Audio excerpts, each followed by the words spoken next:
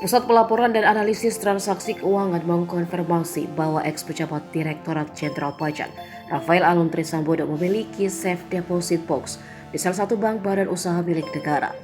Safe deposit box merupakan kotak yang digunakan untuk menyimpan harta ataupun surat berharga.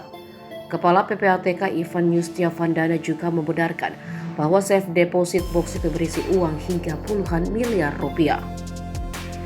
Menurut Ivan, uang puluhan miliar rupiah dalam safe deposit box itu terpisah atau di luar mutasi puluhan rekening senilai 500 miliar rupiah milik Rafael, keluarganya, dan sejumlah pihak terkait yang telah diblokir PPATK.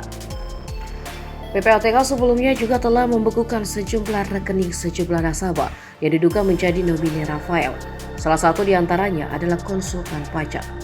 PPATK mengendus adanya peran profesional money launderer atau pencuci uang profesional.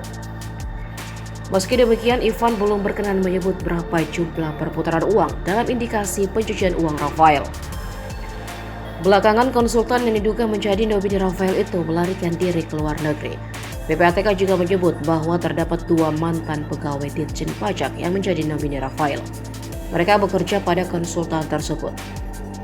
Masyarakat sebelumnya menyoroti harta kekayaan Rafael Aluntri Sambodo yang mencapai 56,1 miliar setelah anaknya Mario Dandi melakukan penganiayaan terhadap anak pengurus GP Ansor.